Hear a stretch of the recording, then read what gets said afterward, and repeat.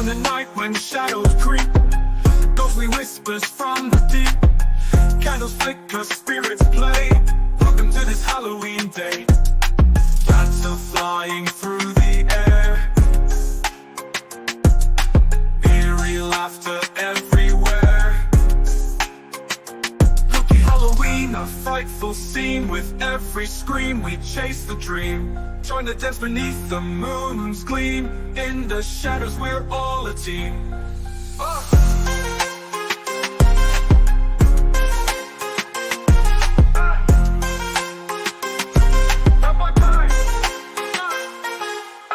In the moonlight, tales untold, the secrets of the night unfold.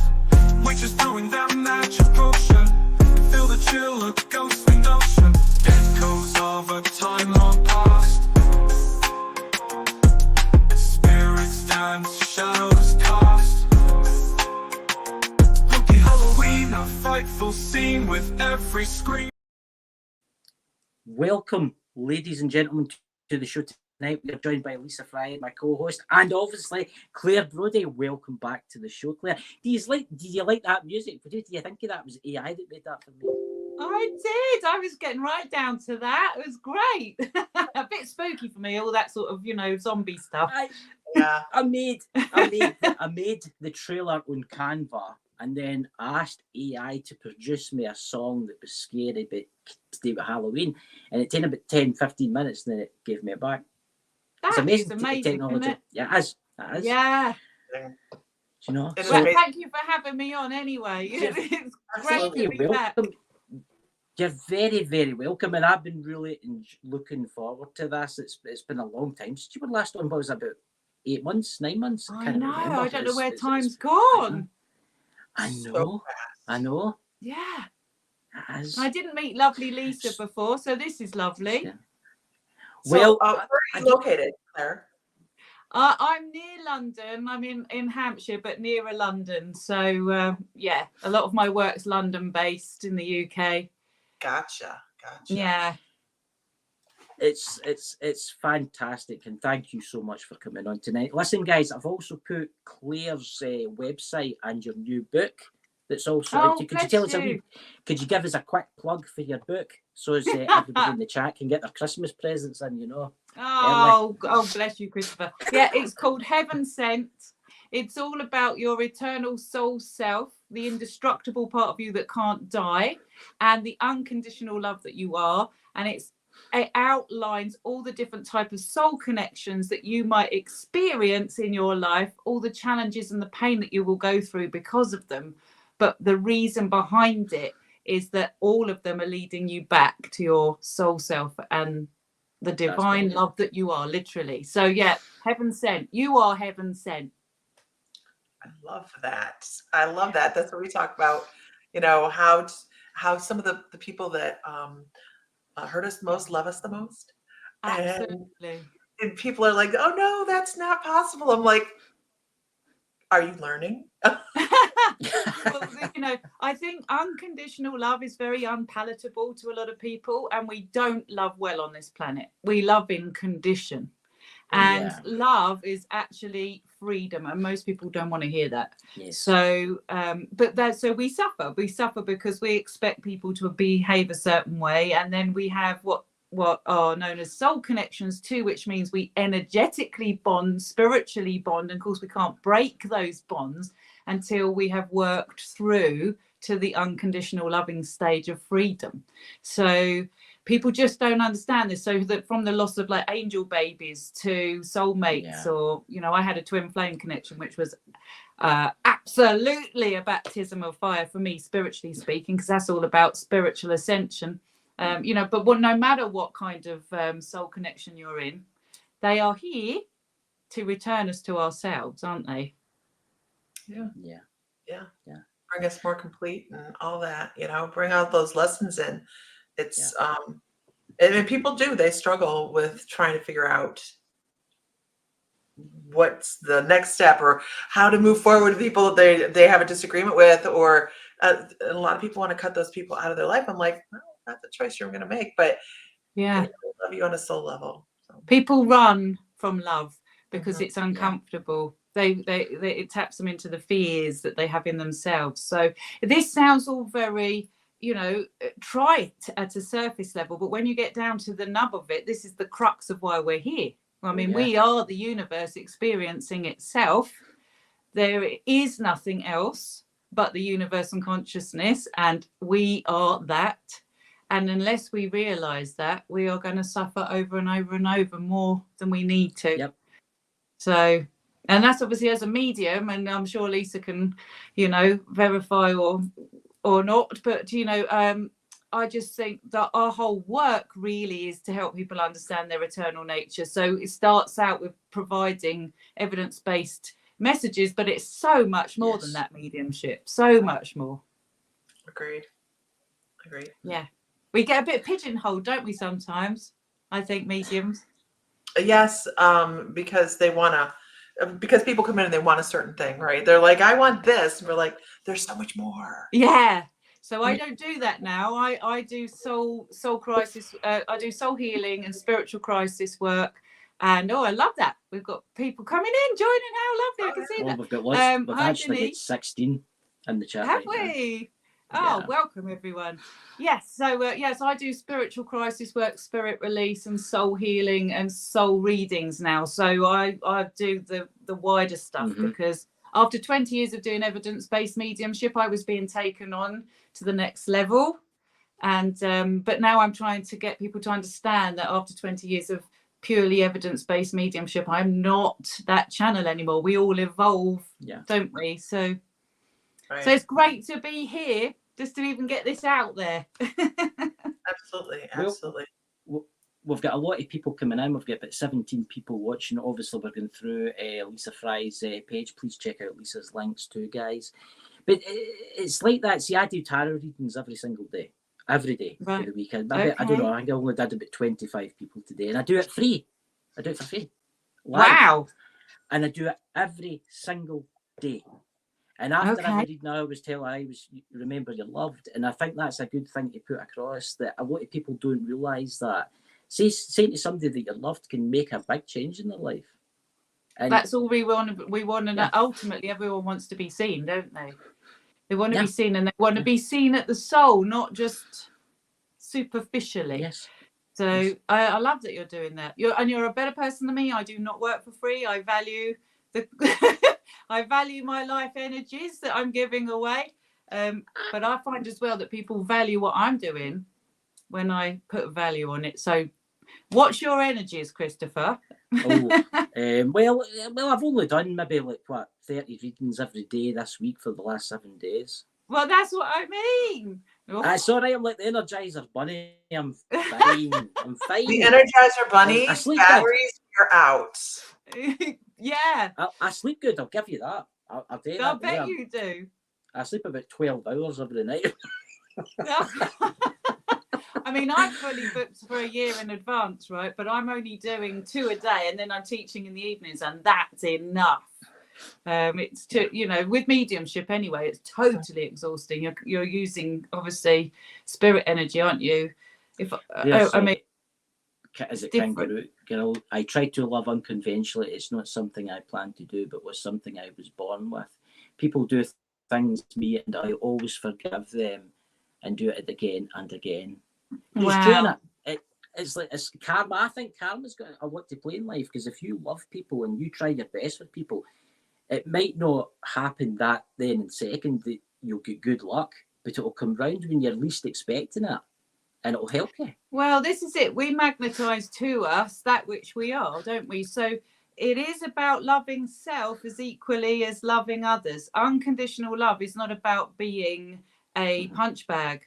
In fact, it's about healthy boundaries and not accepting behavior that isn't loving back at you, but you're not also throwing out a whole load of psychic attack and resentment and anger and all of that. You're loving in freedom. It's like, you're not ready for me just now, I'm not ready for you just now, but that doesn't mean I don't love you.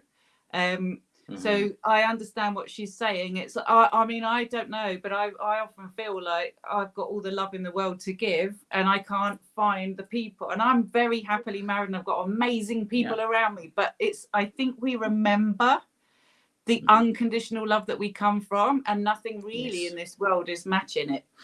So all of us feel unseen. Yeah. I don't know what Kanga thinks to that. Are we doing like a Halloween special tonight? Well, We're we're talking just really about just love. talking about, yeah, we're talking about love, we're talking about afterlife, we're talking about what happens in the end, and really, that's really it. I mean, it's quite interesting You you say never know that what's going to because happen here. this is the weird thing. See, I can always remember my birth. See, that's a weird thing with me, is I can I remember remember my you birth. saying that to me before. Yeah, and I remember, and it's weird you said that, how we came for there. There was so much love, and I can remember that. Yeah. I didn't. It was like everybody was waving me off, and I know when my time comes, hopefully when I live to my 110 or something like that, when my time does go and I do cross over, they'll all be waiting me again to welcome me back. Yeah. Definitely. More than you realise as well. I think some people only think in the terms of, the people they've met or the people they know or the people that love them. They don't understand that ancestors have also connected in with that love. But even more than that, there are your own soul family that are there that you may not have even incarnated with in this lifetime, but that who you have bonded with in spiritual terms at the soul level and are waiting to welcome you back into that love. I mean, it's incredible, really, why we even come here and we fall away from that perfection so that we can experience individuality. I don't know. I've got to say one more thing, and then I'm going to let Lisa do some questioning, because I know Lisa's got loads of questions for you. But but I know that I watch a lot of, is that Dolores Campbell? Do you know who I'm talking about? Dolores Cannon. Yeah, I watch a lot of her stuff. And I think she's right about a lot of stuff, like how this earthly plane is a school. It's a school, and they say the Earth is one of the hardest places to like reincarnate on. And I can fully understand that, because the Earth is very backwards if you think about it. We're always warring with each other, we're killing each other, we're trying to make the world a better place. We're babies, and we're stuck in the repeating history, aren't we? Yes. I think yes, we are ascending. But I believe on this planet we've been much more ascended, and we fell into literally the dark ages, and we're making our way back to that now. So very gradually and slowly. But there's certainly a shift on the planet right now. I mean, I've been working as a practitioner for 27 years. And when I first started out, there was hardly anyone. It was only women coming to see me. It was a few people, and it was all about, if you want, loved ones. Whereas now, it's equal men, equal women, which I love. And they're wanting to know much more. They're more spiritually aware in general. They're more soul aware. So we are moving. We are shifting. My practice has had to change to even keep up with everybody. So that's a good thing. That can only be a good thing. But because of that, I think, because there's always equal light and dark, right? It's always polar energies. We are seeing so much darkness in the world, and most people are focused on that. But like Dolores Cannon talks about two worlds, that there'll be two Earths. And I think really what she's talking about, that now. My take on this is kind of, if we focus on the negative, we'll get more of that, and if we focus on the positive, we'll get more of that. So you're going to have two camps. The ones that are going to choose to vibe high and understand that their consciousness creates reality, and the ones that get caught up in the drama of it all and pulled down. So we do need to be very consciously aware. And this is why I'm banging my drum. I'm sure Lisa's banging her drum. You're doing a great job doing your tarot readings, all of this. But, you know, I mean that seriously. All of this is helping people wake up to themselves. It doesn't matter which avenue you come through. Yes, It only matters that you come through it, you know. I think people like you and people like Lisa and other psychics and other mediums and other tarot readers that's watching this, including myself, I think we came here. We had a mission, right? We had a mission, right? Well, you've got a mission as a medium, right? Well, Lisa's got a mission as a medium also, and I've got a mission as like a tarot reader. And it's the same with people in the chat. We've all got separate missions. We've been sent on a mission to try and like open up the earth a wee bit more to a more enlightened plane. Absolutely. And and then when we go back, we'll have to go through the life review and all, go through about our stuff, and then they'll be like, do you want to go back again? Do you want to go and try it again? And I'll be like, why no? We go back again. Why no? Let's just go back for the 500th time. What's another go going to be? You know, but I think eventually the Earth will hopefully stop killing each other and stop the wars, and one day the spirits can look at Earth and say, right, Earth's fixed now, let's move to the next planet. And I think that's really what needs to happen. I think so. I don't think I told you this story last time, Christopher. Forgive me if I have. Oh, but no. I was taken to Stonehenge, and Right. we were in a small group at Stonehenge. We were given a private evening there within the circle on our own to do a meditation and to send healing basically into the earth. And it was so powerful. I mean, I'd never been to Stonehenge before. I don't live that far from it. But we did this meditation, and I know I'm a medium, but I wasn't expecting anything. I was just going there to sit in the ruins.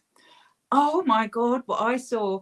I mean, it was just my vision was just opening up. First of all, I had felt the ancestors and the people of Britain, I suppose, so close. The deceased so close. It was like, I can now understand why when people say death feels cold when it touches you, that it was like they were physically there and cold on me. But the earth showed me the earth crying, and I could see all of the earth covered in concrete, and because this place is definitely a portal.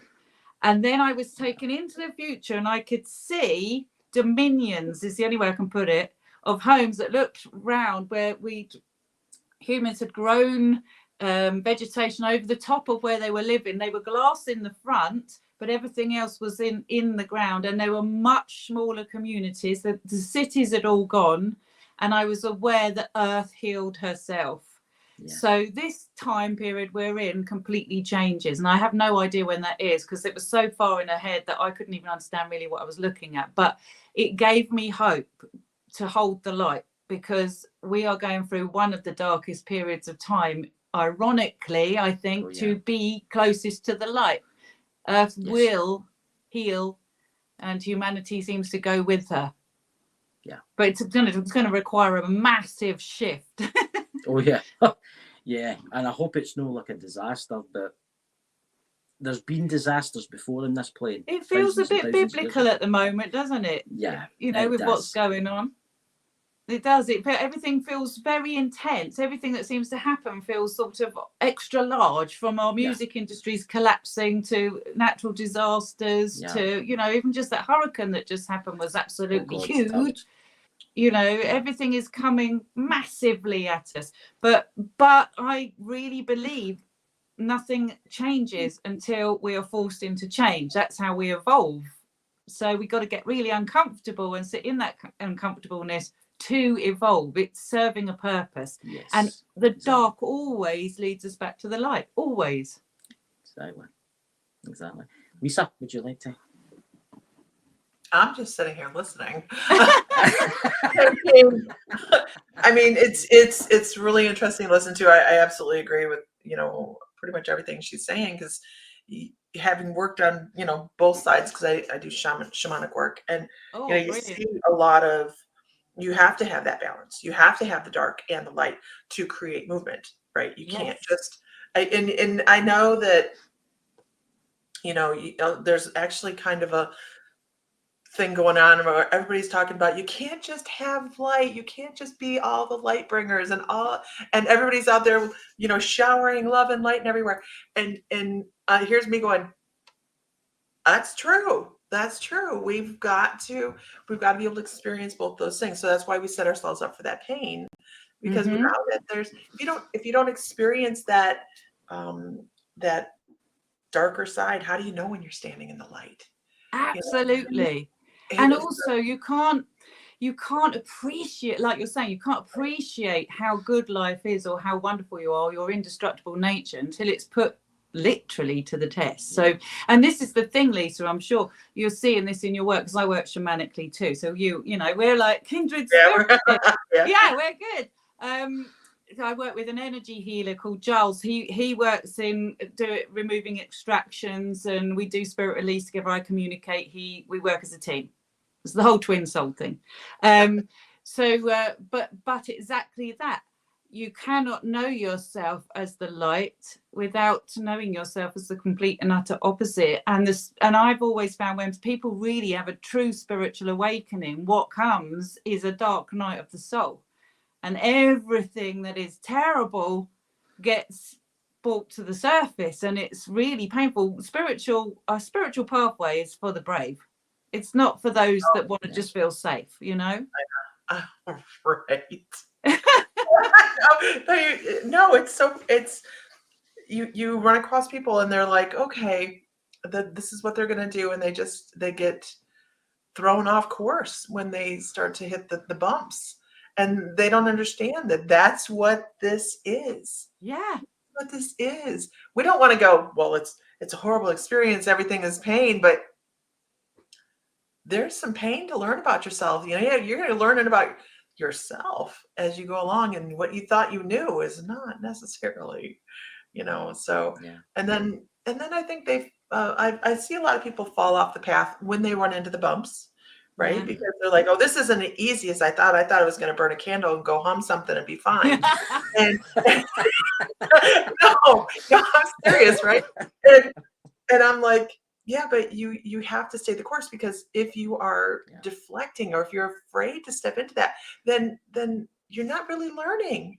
You're not learning about yourself and all of the things that you, not even, by the way, this lifetime, that you've carried from other lifetimes as well. I love working in the Akasha calls. It's one of my favorite things to do. So, you know, so it is. There's a big trend right now of people, though, that think that they're just going to step into it and it's all going to be hunky dory, and they go. And the so, love and light brigade. But you know, I know why it is. It's because spirituality is quite a feminine energy. And then when I work with the masculines, I love working with masculines in all of this.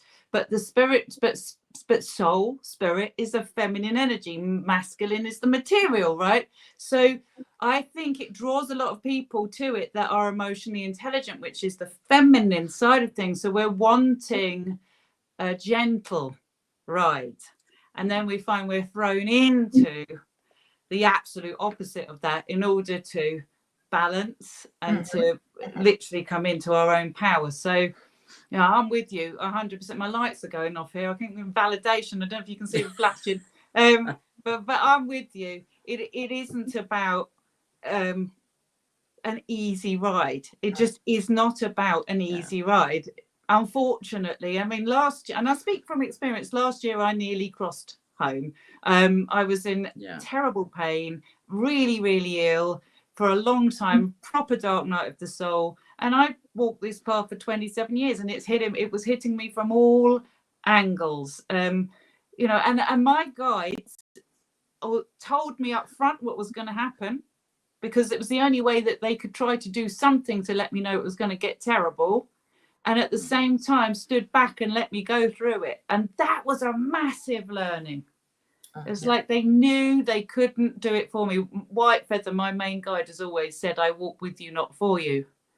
And in retrospect, and it was the hardest thing I've ever survived, in retrospect, I am so empowered. I'm a better channel, I'm more compassionate, I'm more able to empathize with people even more and help people, and I'm more educated and qualified to help people. But at the time, I was throwing my toys out the pram. You know, just like, how could you do this to me? You know, for sacred. Yeah, exactly. You left me in my darkest moments, and also, of course, we're very grounded when we're in pain and when we're suffering. So for anybody listening that's going through it, just hang on in. Yes, it's worth it. My lights are gone again. I will say this. I'll say this. See, since I started doing this, and I started doing this, I think it was just after my mum died. My mum died 7 months ago, right? Aww. And I was, that's fine. She comes to visit. She's not really gone. She's not really gone. I know where she is. I'll see her again. But when it happened to me, I was lost. I was bad. But I did the tarot readings, And I thought, you know something, maybe I should start doing this to help people. And see, since I've done this, I've totally changed. I'm not the same person as I used to be. Nothing pisses me off anymore. I mean, nothing. I mean, people could come up to me and start beating my car with a baseball bat, and I'm like, okay. Right. And I'll just walk away, and I'm just totally changed. I seem to be different. I don't seem to be angry anymore. It's like, No. I know what the purpose of life is. I know that I'm here to help, and that's what my purpose is. It's weird. It's still talking about it now. It feels weird, but it's like wonderful. That's it wonderful. It feels. And I think good. also when you've had a vivid dreams. Oh, you know? sorry. Hmm? Sorry. No, it's okay. I think the internet slowed down. It all went quiet, and then it kicked in. It's a wee bit laggy. Yeah, I think when you've had a real loss as well, yes, no one can replace your mum. I think you get a reality check. You don't sweat the small stuff. It's like because I nearly, crossed home, and I would have been happy to cross home. I was told I was not allowed to. I haven't finished my mission. But when you get a reality check like that, suddenly anything of the material world is small stuff, right? Mm-hmm. Is it, and if you are following in service to others and you're following your purpose, then that's the cherry on the top. I get validation. I get a lot of vivid dreams, and I mean ridiculously vivid dreams. I have conversations with people at night that have passed that I know, and there's people I've had conversations with that I didn't know were dead, and I've had conversations and I've found out that they've passed away, and they've showed me things. They've showed me beautiful gardens and beautiful. There was one place they took me to, and it was a beautiful. Imagine the most beautiful park you could possibly imagine, right? And there was benches everywhere, but there was people sitting on those benches, and some of them had Victorian clothes on. Some of them had like soldiers' uniforms on and that. And I asked what it was, and they told me that was people that had crossed, and they're just waiting. They're trying to, what do you call it? They're just realising that they've crossed, because there's no time really in the afterlife. No, that's what people don't realise, that a billion years for them is like what, a second here on Earth. That's how it is, And they tell me stuff, but now nothing seems to. I'm just totally changed. I'm totally different.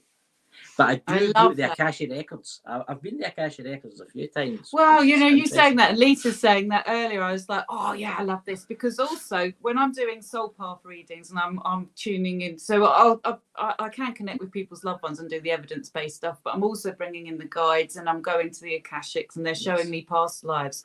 But what's really interesting is that what I'm seeing is we think of a lifetime as like this long from birth to death. But the soul path, obviously, from source, the life is, it's like this. And what I've learned is that we could go and have a lifetime, say, in our lifetime now, and then learn something that we think, I actually want to take that lesson, but I want to do it in the 1500s, or I want to do it. So time's not linear. We can travel back and forward. So you could have somebody crossing over on that bench in that outfit while you've just left from this timeline in that in your clothes, meeting in the astral planes there, and you are meeting at the same time. They're not lost, they're not stuck, they haven't been there forever. Like you said, there's no such thing as time. They're beyond time. So we've really got to shift our perception of reality. And you're giving me shivers, because I literally just made a TikTok about this that I'm putting out, saying the same thing about people when they see spirit in their dreams that they don't know, people they have not met before. So I'm loving this. I've got my spirit guides. I've got my two spirit guides. One of them, I think it's a woman. She's not really made her to be. I've not found out her name yet. But the other one's a guy. He hangs about me all the time. I know where he is. He's here now because I can feel him hanging about me. It's weird, but it's so weird, because in the spirit realm, it's like I can talk to him. And we have deep conversations. It's weird. Sleep is weird, because you'll go to your bed and you'll feel like you've had a full life in the spirit realm. You'll do thousands of things, and you'll wake up and it'll be like 6 hours later, and it's so weird. And it's, Lisa, what's your opinion on this? I'm all in. Because I'm agreeing. Like, I don't do a lot of dream work. that I'm aware of. I know that we are always working in our dreams, but I'm more the theta brainwave. Right before I wake up, right before I go to sleep. That's where I really like my communication. But I know that we're always doing that kind of, heavy duty work when we're deepest into our sleep. But when I'm in the Akashic records, I'm in there doing, healing and past life soul retrieval and reintegrations and all these amazing things. So it's just so obvious that when we're in there and we're working with an energy that needs to maybe finish out the healing process and move back in and reintegrate to the soul and create some more completeness for that person, that there's an actual because what I do is I drop people down into trance. So I'll drop them down into trance, and then I walk in trance with them, and we go into the Akashic halls, and then I bring fragments out of this chamber, and then they get to have an experience. So they get to sit there and talk to that fragment, that piece of their soul that's over in that other life working. Yeah. And then they get to chit chat and then heal each other. It's the most amazing thing. But it's just right there with that. We're jumping all over. Our soul gives a little bit over here and a little bit over there and a little bit over here. And we're a little bit all over the place. So it's really amazing. And what I really find amazing is the fact that people like I've never met Claire, right? But we do this pretty much the same work. I was going to say the same thing. Yeah. When you're an authentic light worker, because you find out that other people are doing all the same thing and that they've elevated in their own workers' channels, and we're all doing the same work. And then you just know we're bang on, because it's the collective consciousness, isn't it? We're all. Yes. You read my mind, Lisa. You must be psychic. I was thinking that. Somebody told me that. but so I'll tell, if I'm teaching a class or something, I've never taken a class on the Akashic records. Never once. No, never once taken a class on the Akashic records. But I can tell you who my teacher is. It's Archangel Metatron, and he dropped it in my lap. Oh my God! So he dropped it in my lap. We were living in Hawaii, which is absolutely amazing energy. Wow. And he just went, I need you to do this. And I went, I don't know what the heck you want. And he goes, no, this is. So I said, I'll tell you what. So I asked 3 friends if they would sit for me. And I said, this is what we're going to do. And they're like, well, where'd you take this class? I said, I didn't take the class. No. The same thing happened to me. So I've had Metatron's energies, the frequencies of Saint Germain as well, which is the twin flame. But I've also yes, we are on. There we go. Okay, we're violet flaming it. And I also have an alchemist guide, weirdly called Christopher, who I've written about in my books. And he is, if you like, the teacher. So if I go into the Akashic, he has shown me my own Akashic, if you like, history, my twins, but also has taught me all about that. So same as you, Lisa, we're spirit led, we're spirit taught. There isn't a human being that can teach you this. There isn't a tutor. You got to learn how to be the certification. Yeah. I knew we were going to be vibing. But people are like, I don't have a certificate. I can't do this, and I'm like, who needs a certificate? Yeah, I mean, I am an accredited medium in the UK. I'm accredited with the Institute of Spiritualist Mediums in evidence-based mediumship. But that was only ever about proving that I had done a level of education, so that I hadn't just set up shop and said, I can do this. Okay, it accounts for nothing, Lisa. You can't get a qualification in this. The qualification is the experience and the evidence and the help you're giving and the time spent doing it, and the love that you're having in your heart. You can't. So I'm with you totally. And I went down the road getting an accreditation, because in the UK we've obviously got the Arthur Findlay College, and we've got ways to get qualified in all of this kind of thing. But it stands for nothing, really. It's weird though. It's weird how you two have came to meet each other, because it was weird. I was sitting one night, I was watching your TikToks, because I always watch your TikToks, give you always like it, make sure so because it helps with the algorithm and stuff like Yeah, that. thank you. And I get the wee voice in my head. I was actually meditating. I listen to like is it 900 hertz? That's what I do at night. I turn all the lights off and I put my noise That's cancelling what I headphones do. in. I listen to 900, and that's what I do. And I was just going through Facebook and I was just doing my usual thing, creating trailers and stuff like that. And the wee voice that sometimes talks to me says, "You need to get the two of them together." So that's what I did. Yeah. Well, it's fantastic. I love it, Lisa. Isn't it nice to meet another practitioner? Because we work very isolated, us practitioners, in the main we do, because we're dotted out across the globe. And meeting someone with well, I'm sure you feel the same, Lisa, but, you know, finding the people that you can trust and the ones that have got carried away with ego and are really doing it for the right reasons.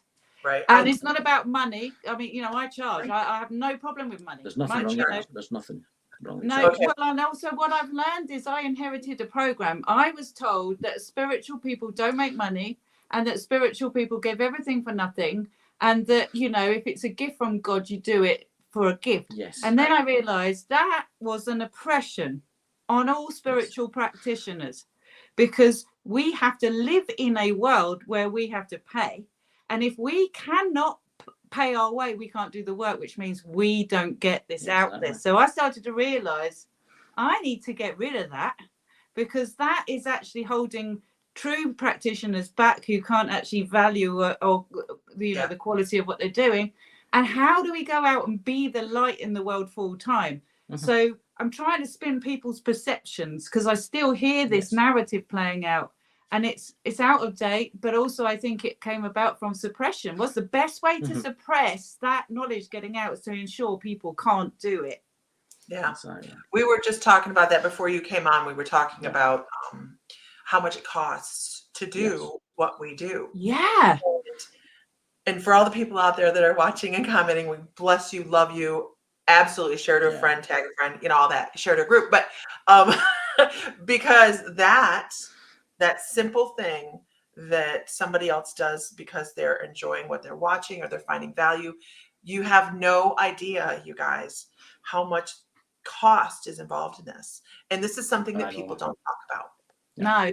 We're supposed to be spiritual and we're supposed to be la la la la and just not talk about this. But I'm very open about this in our membership, that everything has a price that we do. Yes. And people, some of our students don't charge, and that's totally fine. And some of our students do, because energy exchange is important. But I got to tell you, this economy just jacked our expenses up, and I just found out about it today. I broke the news. I broke the news to Lisa tonight. Chris. Well, I've offered you my StreamYard. You can use my StreamYard if you want. I mean, because different time zones, it doesn't matter, because when Lisa goes live, I'm sleeping. I'm awake the cashier records. I'm doing my cashier record stuff, and when Lisa goes live, sometimes I'll come in, I'll be looking at my phone, I'll be specs, and I'll be trying to see stuff, misspelling my comments and stuff in the chat. But otherwise, that's me. It's expensive to do this, because you have your webpage, you have your restream, or your whatever you're using, your multicasting, you have your Canva, you have your audio, you have all these things. And it is a significant investment in not just yourself, but at least from, because I don't do as much healing sessions as I would like to, because my time goes towards we have an incredible second to none group of people online that are part of a membership, that they help each other rise up. Right. So I'm just the talking box over in the side, and I'm doing all of the technical stuff. And so I get to see all that, and it's amazing how we are guilted to not charge. And that is a big thing. And then the people that do charge sometimes feel as if they get shamed. They get shamed. So there's another layer, right? It's not just the guilt of charging. It's a shamed guilt that other people want to put on you. And I'm like, but it's freeing yourself from all of that, isn't it? And this has been a real work in progress for me, I have to say, because like I said, I came from the old school. You don't charge for this. It's a gift from God. Yeah. But for me, now I'm charging. Now I am charging, because I'm understanding that money is energy. abundance. If I'm going to live in my full expression of myself, that is not feeling bad about valuing what I'm doing. And I'm as long as I'm not, and I'm not trying to rip people off it. Do you know what I mean? I'm mission led. So the money, I mean, you're probably the same, Lisa. I mean, haven't been interested in money. I've been terrible at it. But now I'm getting a little bit older. I'm realizing I haven't provided for myself. I haven't provided well enough for my family. Yeah. You know, you look at people like Ram Dass, who died in poverty. Yeah. Because we've got this poverty mindset playing out in the spiritual arena, and it is detrimental to us all. So I'm not saying we go out there and fleece everybody. I'm just saying we've got to readdress the balance and the love. Oh, I'm loving that, Katrina. Because, you know, at the end of the day, like you're saying, Lisa, we shouldn't feel guilty. I mean, you know, if a surgeon's going into surgery to operate on somebody, you could be saying the same thing. He's got a skill there. He could just be helping the person's dying. He's getting paid. The priest is getting paid. You know, the people that are really in the most dire need, the ones who are, you know, needing surgery or on death's door, these people are being paid to help them. It's the reality. So I don't know how we got onto money, but this is a great subject. I really do think it's a great subject because there's a lot that goes around this. People sidestep around this. Yes. And I don't mind stepping right in the mud. I don't care. I mean, whatever. It's okay because I'm not everybody's cup of tea. But it's something that that we do talk about every once in a while in the group, that it is a source of he said, she said kind of stuff, right? You know, like, don't do that. And it goes right over with your, as you were talking earlier about, you didn't used to charge and now you do. And people, you know, hey, I get it. I get it. You know what's weird? I mean, I did start out doing it for nothing because I never saw this to be my job, if that makes sense. I worked in advertising. I worked for Disney for years. I was really high up in that. And then when I had my baby, I was doing my mediumship all the while for free. But when I had my first baby, people were saying to me, "Come whilst they're asleep, can you come? You know, can you do me a reading?" And they just started leaving me money, and it just rolled. Now I have found that people don't value unless they're paying a certain amount. They want to pay a certain amount. They're even telling me you should be charging this, you know. So. Our relationship to money really is psychological. It really is. And so in the end you realize that you just need to go the middle ground. You know, how much do I need to survive, to provide, to be able to do well? Because for instance, with me now, I've reached a level of success and I'm very blessed in that, to have got a level of credibility where now I'm able to like even think about running retreats, taking this word out a lot further field, having the books out, reaching a world global audience with it all. That requires money too, Lisa. You know? Yeah. And if you're looking at like spiritual teachers, even people like Thich Nhat Hanh or the Dalai Lama, there's money behind them. To get the message out. So we've got to shift our relationship and realize that that's not the driving force of why I'm doing it. No, I would happily do it for nothing. But given that I need to achieve or want to achieve so much or to help as many people as possible, this is what I need to do. That's okay to ask for that and not have the guilt.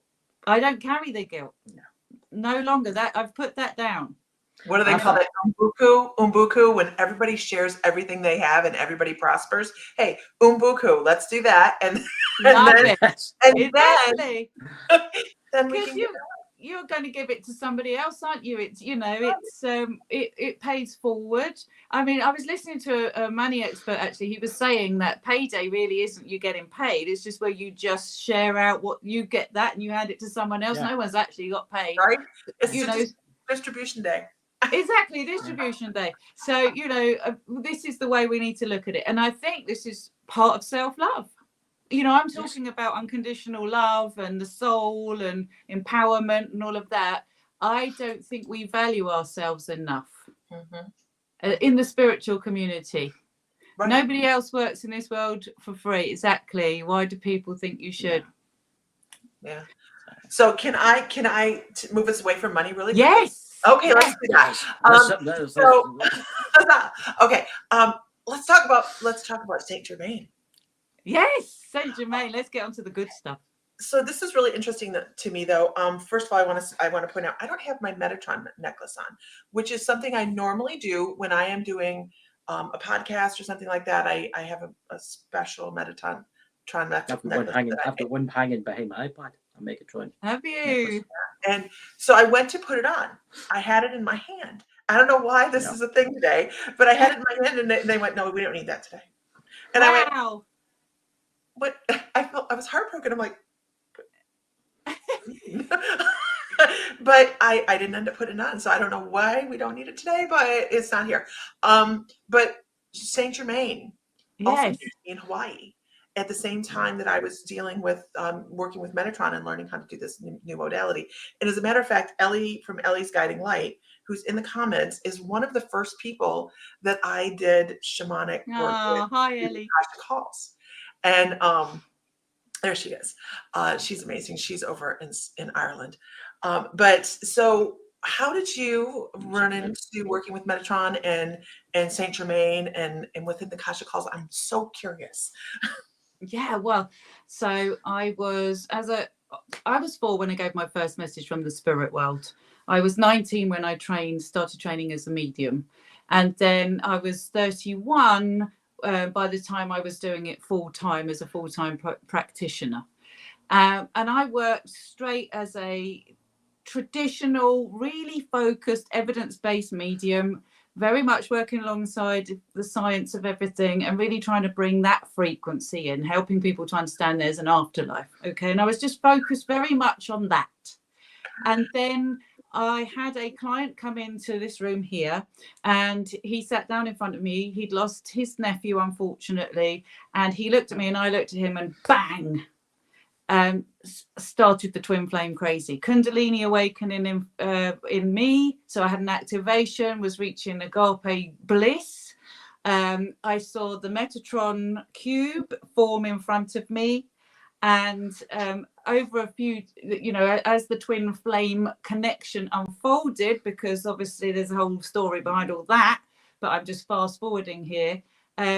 As Giles and I were connected and started to train with spirit for the work we were going to do together, we were then tapped into Saint Germain, the violet flame, through the twin connection, because basically what happens is, as we got the same soul energies, we connect hand to hand over the client who's on a massage couch.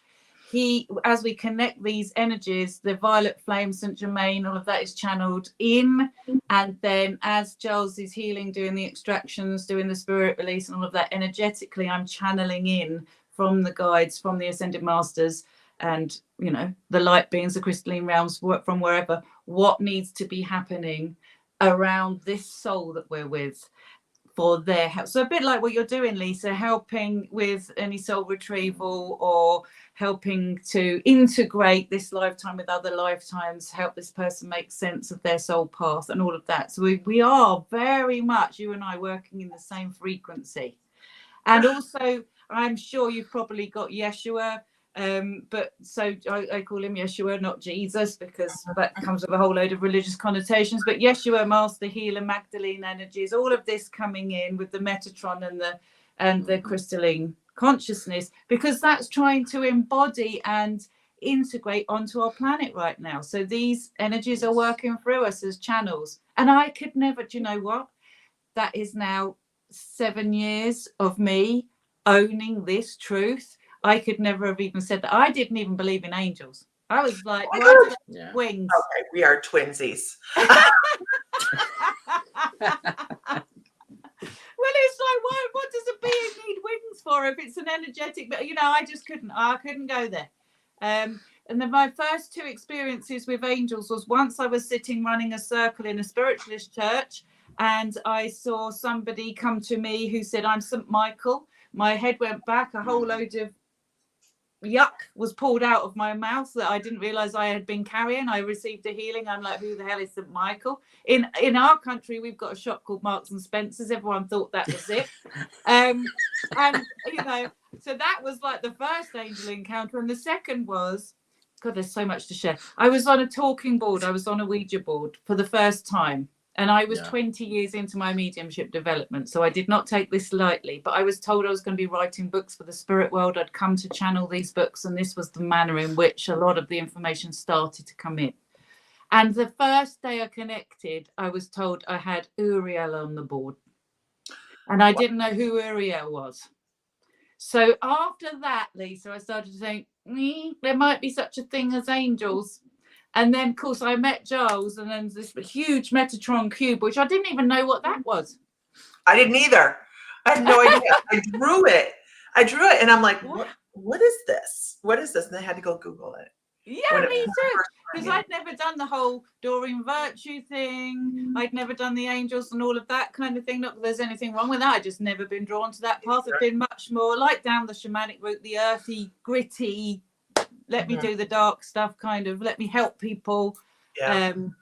And yeah, I mean, you and I certainly are on the same frequency. It's lovely when you meet people and you go, oh my God, we're of the same soul family here. Well, the first time I worked, I'm sorry, Chris, go ahead. No. I'm just Okay, I'm so enjoying this. So the first time I was, because I'm a flake, I am a card carrying squirrel, can't keep my brain on one thing. Flake, I get it. I'm okay with it. And I was in a class that we were supposed to figure out who was trying to communicate with us. And I was sitting there and I had sat there because I was in a meditation and I had Archangel Michael walk in. I didn't know who the heck he was. I was just like, okay, whatever. And this is just really weird because it seems so, uniformly one religion kind of thing. Yeah. And now I know it's not, but they predate all that, whatever. So I had set up I'm like, okay, I'll tell you what, if you're here to take care of me energetically when I'm working, just know that I'm a flake. And we set up a contract that anytime I do any type of meditation or any type of spiritual work, please just take care of me. Just take care of me because I'm never going to remember this. So all of a sudden, after that, I started having these, like, my bottom lip would start vibrating. Every time I sat down to meditate or was doing readings, my bottom lip was vibrating. And I'm like, this is the weirdest sensation ever. And I was in this class and they're like, okay, we're gonna step down into meditation and we're gonna ask Archangel Michael to come in. And I'm like, okay, this sounds interesting, let's do that.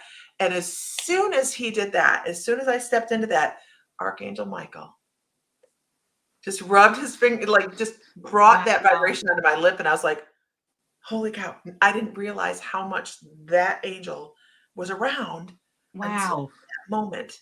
And I went, wow. But I also want to hit on, I'm sorry, and I know I'm just going on because I know you got to go, and that's so much. No, we're fine. We're good. But when you said you brought science and that vibration into what you do, girl, I love you. I'm always saying, I know I'm bringing the science into it, but let's talk about vibrational. Let's talk about EEGs and how they measure energy, and it's important. It's very important. We're such a thinking society anymore. We have a hard time getting out of our head. Sometimes that's the only way you can reach people, by saying it's quantifiable. That's right. Measured. I'm just sorry. Just got to have a cough. Sorry. So, but then both sides of the brain are working together, and it's just, it helps. So I love that you said you bring science into it a little bit. Well, in all my books, so the first book I wrote was with a lady called Teresa Chung, who's actually a very well-known author. We coupled with the Windbridge Institute in America, and Dr. Julie Beishaw contributed to that. Sorry, I've just got a cough. Shall I mute my mic? That's fine. Fine. I had the flu last week. It's fine. Sorry, everyone. And then in my second book, What the Dead Are Dying to Teach Us, I brought in a lot more scientists from IONS and from University of Northampton. Chris Rowe wrote something on the psychology side of it, because I just think people, like you're saying, Lisa, need permission to know that science is actually interested in all of this. And on my TikToks, I bring in the science where I can, because to me, science and spirituality are two sides of the one coin. You've got the esoteric, which is spirituality, and the exoteric, which is the science. They're both studying. One's a study of consciousness, one's a study of the material world, and quantum is going to join the two. So we have to look at both sides. You can't have, and anyway, mediumship's always been a science. It's always been a science. So I love the science. We are well beyond the science. The spiritual dimensions and consciousness far strips out the science. Science is never going to catch up with consciousness and the soul.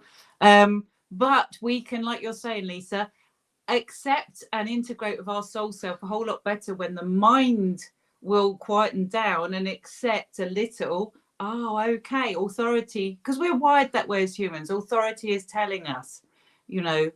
Right. And in fact, on my TikTok today, if you went on there, you'd see I'd shared a video about Nature magazine and how physicists, it's like, the whole consciousness is the reality. So I try to drip it in where I can. People really are more interested in wanting to know their spirit guides and seeing deceased loved ones and dreams and all of that. And that's great. I'll go wherever anyone wants to go. They can ask me anything and I'll answer it. But I'm with you, Lisa. We need both things. One, you can't have one without the other. It's like you can't have dark without light. You can't have up without down. You've got the study of the material, the outside of us, and the study of the inside. But the inside always trumps. Yeah. Science is always trying to catch up. They're trying to explain things, and some things are unexplainable. And I like that too. But I'm very much about putting the science. It's Claire's TikTok. Everybody, please go and give a follow for Claire on TikTok. Thank you. I've got all the links below this video. I've got everything. I've got all the links, your website, your book, everything. I know. I've seen you putting it up. You are a gem, honestly. He sent me your information yesterday. I think he sent it to me yesterday. You sent it to me a long time ago too. And he's like, you need to go check out her stuff. Go check out her stuff before we start. And I didn't. And I don't like to know a whole lot about people that I'm talking to. And I'm so glad I didn't, because I think I would have been like, I would have a laundry list. And also, I think as well, Lisa, you're like me. I think mediums and channels, true mediums and channels, don't want to do the research. We want to feel the authenticity of it in the time, and we don't want to be under influence mentally, because everything we do is coming from a higher place. So, I'm the same. I don't like even listening to things like Bashar or Cry On and things like that. Not because I'm not behind them, but because I don't want that information in my head. I want to know it's coming in direct. I thought it was broken. No, because I live like right here, and I don't take a lot of other stuff in unless it comes, through spirit. And I just thought, well, maybe I'm just like stuck up. No. I thought I was stuck up. It's not. It's to do with being authentic and trying to stay clear. And the same as you can't know anything about a client before they come or anything like that, because you're under suggestion. Right. Totally. So other people's material I stay well away from, because then when it comes in, I can then go there and go, has anyone ever said this?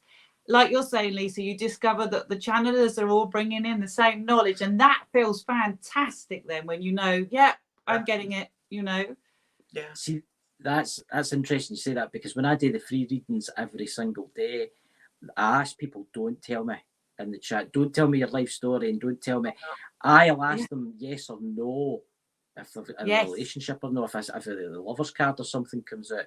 But that's it, because you'll get people that will come in and they'll put a big list. They'll be telling me everything that's happened to them, and I'm like, I ken that, because then you get people out there that don't really know how to read cards, and they'll see that and they'll go, oh yes, but they're feeding them their information.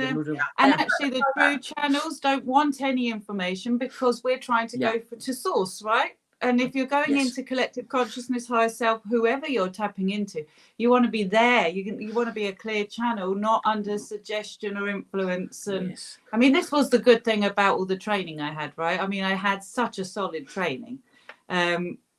Chris is an awesome reader. Oh, I bet he is. And also, do you know what? You can always tell from the love, Chris, that's coming out. It's the frequency. So whatever information you're giving, you're going to be giving higher wisdom. It's not going to be just about, oh, you're going to get married and have, you know, whatever, kids. It's weird when I was talking to Lisa before the show started. It's weird when I start doing it. I get into a weird zone. I get into this weird place. There was a couple of months ago, I had a vision of a car crash, a motorcycle crash. And I said to the person, don't go with that person. About 4 days later, they came back and messaged me and they went, I didn't go with my boyfriend in his new motorcycle. A car pulled out at an intersection and hit him. If I had been on the back of it, I would have been killed. Wow, there you are. Well, I'm sure you're channeling probably from spirit unawares. But I'm still a baby. And yes, but at least you see now there's a student, Lisa, and I'm sure you'll agree that is a worthy student, because most people, and I teach a lot. I teach at the College of Psychic Studies in London. I have a full training program in the UK, and I can tell you now, I can always tell the ones who have got it, because like you just have said, because your ego's not in the way. I'm still a baby, so you're not trying to run before you can walk. It's not gone to your head. You're not going, oh, I can set up shop and do it. You're trying to do it with integrity and in alignment with some higher intelligence. And so therefore you're going to make a wonderful channel. But it's not the ones who want to run with it quickly and who want to get on platform overnight and who just are like, I've made a link, I'm a medium. No. I've just recently started putting psychic readings next to my cards. Right. I actually messaged Lisa to say, do you think that'll be all right? Do you think it'll be all right if I put psychic there? Do you think, because I didn't want to think that I was being out there, because there's people out there on TikTok, there's people out there that don't have a clue what they're doing. I sit at night and I think it's funny because they'll throw out the death card and they'll say, oh, you're going to be getting a girlfriend and all that, and I'm like, that's the death card. Maybe you might change your girlfriend, but you know. But that's the thing. It's I wanted to use it, but I was kind of afraid to use the psychic kind of. But I talk to dead people and stuff like that. Yes, I hear them and stuff like that. But I was afraid to use it because I was always afraid that there's people. Oh, look what he's doing. That's what I was a wee bit with, you know. Yeah, but you know that's it. You come about. See, I'm of this school of thought, very old school of thought. My teacher is in her late 80s now. I've been proper brought up in the old school, and I was always told, "Hi, Bobby." I was told, you know, my teacher would say to me, "When I step in, spirit steps out." So for me, it was never about me, never about me. And it's like shamans. Well, they're known as pack. What are they known as? Pack. Oh God, I can't think of the word. Shamans never call themselves shamans. Mediums never call themselves mediums. Other people name them that. Other people will be telling you you're doing a psychic reading, Chris, and then you'll start to realize that's what I'm doing. It's like people were telling me you're a spiritual teacher, Claire. I didn't name myself that. People were telling me I'm coming to you because there's a wisdom and a depth in you that I'm feeling a quality to what you're saying. You're tapping me into my soul. So that's my measure. Other people will mirror back to you where you're at. Miss Keys is saying you're great. You see, Chris? I'll have to have a tarot. Actually, there's Bobby Farrow there. He's a tarot reader. Guys, please subscribe to his channel. Fantastic. Where's Bobby? Where's Bobby from? Out in the Wild West? The US, the Wild West. I don't know whereabouts in the US he is, but fantastic. The Wild West. Yeah, you want to subscribe to him. He does fantastic readings. I was watching him the other night, but I had to go to my bed because it was nearly 3 o'clock in the morning for me. So I was a wee bit, I was like up the screen. I didn't have my specs when I was trying to read it. I was couldn't see, you know. I tell you what, I really admire psychic readers. I cannot do it. I mean, I can work psychically to teach, but I am not a psychic reader. I very much rely on a third-party deceased member communicating with me, even though obviously everybody's psychic. But, you know, to actually be a really great psychic, to be able to explore futures and past and all of that and come out with information is a real skill. It is a real skill that doesn't get enough, I don't know, credit, I think, when it's done well. And I think that's because anybody can buy a packet of cards and sit there and intuitively read off of them. You know, but it's like mediumship, isn't it? I mean, it's a, you know, it's a field that isn't taken seriously in the main. And yet it will be. All these fields will be, because once we start to understand that consciousness creates reality, we'll start to understand that this is very a very skilled area of work in order to be able to tap into these other dimensions that exist and to get information back from them. So it will change. Hopefully one day it will change, but sadly that's us 1 hour and 5 minutes in, and I know that you have to go in a taxi about. So Lisa, do you have any more questions before we go? Do you have anything else? Are you sure now? There's nothing that is going to be like quick. So well, maybe we can do a part 2 at some point. Yes, we'll need to do a part 2 at some point. Could you please give a plug out to absolutely everywhere? All the links are below and everything's there, but can you give us a wee plug? Sure. So yeah, come and find me. I'm at clairebroad.com, TikTok, The Real Claire Broad Medium, YouTube, Together with Spirit. I'm on Instagram, and also obviously I'm working with Giles Whitnell. You won't find anything on him at the moment because he's very much in the material world as well. So, but you can come and find out about what we do if anybody is stuck with needing help spiritually speaking, particularly in the UK. If you want us to come and visit homes and things like that and help do clearance work and all that kind of thing. Where in Scotland are you? Oh, I'm in Lanarkshire. I'm actually 28 miles from Glasgow, but 30 miles from Edinburgh. Lovely. Little village. A little village from the 11th century. I've got a chapel just down the road from the 11th century. Oh, you're in heaven. A lot of spirits about. A lot of spirits about. Oh, I bet there is. Village. I bet. My house is maybe only 100 years old, but there's houses in my village that date back to like the 1400s. Wow. Yeah. So. And whereabouts are you, Lisa? Do you mind me asking? I'm in the exciting Ohio, United States. Very exciting. That is exciting. No, we have cows and corn. Well, that's exciting. It sounds. I mean, I love the States. You know, it's been like a second home to me through my whole life. It seems I'm running parallel with it. In fact, I'm over in Florida next year as well. And unfortunately, that hurricane's just taken out the island I'm visiting as well. Oh, no. Hopefully, it'll be fixed. She'll skip Carrie says she'll skip my cows and corn. Hey, Carrie, let's go over. We'll go together, girl. I love corn. I've always wanted I bet to go you've to got the US. sunshine though, haven't you? We haven't got sunshine. Yes, we do have sunshine. Yeah, exactly. Don't get that much here in Scotland. We seen a strange thing in the sky the other day here in Scotland. It was called the sun. Here's the thing. I was like, ooh, extraterrestrials? Okay. No. Yeah, Last question. How are you sitting on extraterrestrials, Claire? Oh, totally in. All right, we're good. They're interdimensional beings for one. I've definitely seen them. And as to craft and things, I've never seen craft. But when I'm working spiritually, I mean, we got star seeds, right? How can the soul just be in this? So, you know, I mean, come on. I mean, Greece. What's that, Well, sorry? How do you like Greece? Greece? Well, I love Greece. Yeah. I haven't been to Greece, but I have been to Greece years ago, but I want to go back. I love all the ancient history. Rome, I know I've had a past life in Rome.